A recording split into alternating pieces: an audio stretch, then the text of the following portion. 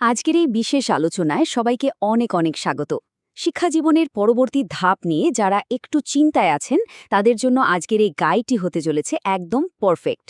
রায়গঞ্জ রবীন্দ্র মুক্ত বিদ্যালয়ের ভর্তি প্রক্রিয়া নিয়ে আজকে আমরা এমনভাবে আলোচনা করব যাতে কোনো রকম কনফিউশন ছাড়াই পুরো বিষয়টা সবার কাছে জলের মতো পরিষ্কার হয়ে যায়। এখন প্রশ্ন হল, সামান্য একটা হোঁচট খাওয়া মানে কি সব শেষ? একদমই না।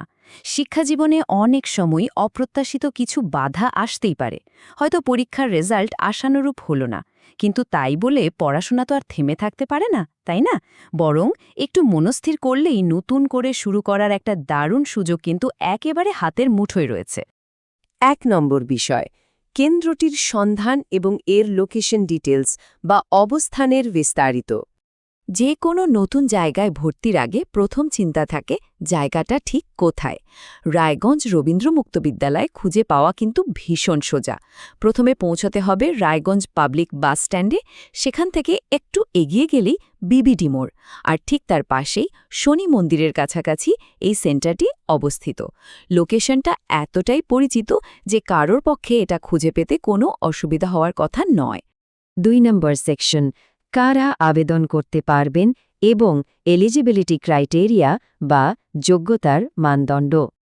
এবার দেখা যাক এই সুযোগটি আসলে কাদের জন্য। মাধ্যমিক এবং উচ্চ মাধ্যমিক দুই স্তরের প্রার্থীদের জন্যই কিন্তু এখানে ভর্তির দরজা একদম খোলা। আর সবচেয়ে দারুণ ব্যাপারটা কি জানেন? দুর্ভাগ্যবশত যারা এক বা দুটি বিষয়ে অকৃতকার্য হয়েছেন তারাও অনায়াসে আবেদন করতে পারবেন।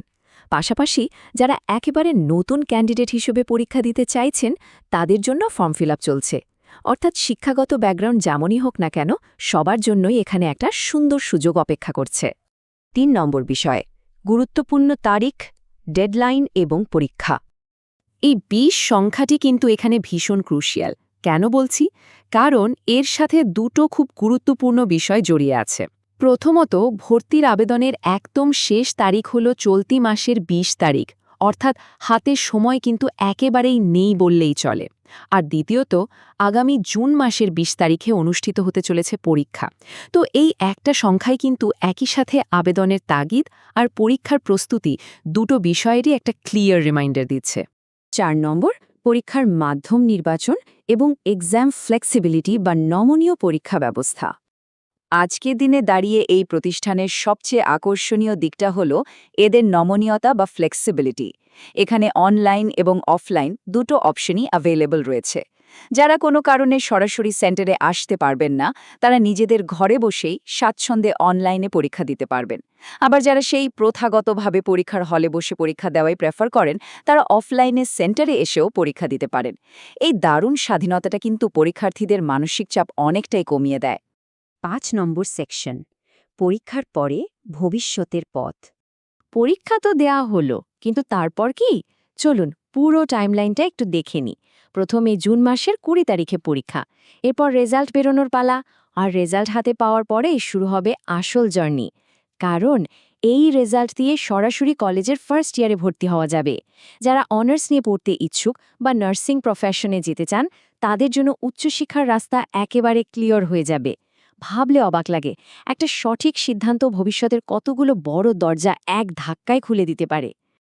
এখানে একটা কথা না বললেই নয়, এই প্রতিষ্ঠানের একটা প্রতিশ্রুতি সত্যি দারুণ। ভর্তি করানোর দায়িত্ব আমাদের সম্পূর্ণ।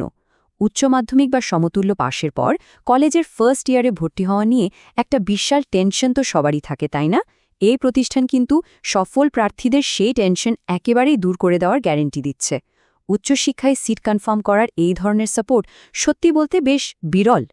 তাহলে পুরো বিষয়টা তো জানা হলো।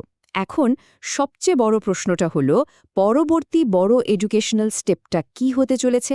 সুযোগ যখন একদম সামনে আর ডেডলাইনও ঘাড়ের ওপর নিঃশ্বাস ফেলছে, তখন সঠিক সময়ে সঠিক সিদ্ধান্ত নেওয়াটাই তো সবচেয়ে বুদ্ধিমানের কাজ, তাই না? ২০ তারিখ পার হয়ে যাওয়ার আগেই নতুন এই অধ্যায়টা শুরু করে দেওয়া উচিত। ব্যাস, এই চিন্তার খোরাকটুকু রেখেই আজকের এই গাইড বা আলোচনা আমরা এখানেই শেষ করছি। এতক্ষণ এই জার্নিতে সাথে থাকার জন্য অনেক অনেক ধন্যবাদ।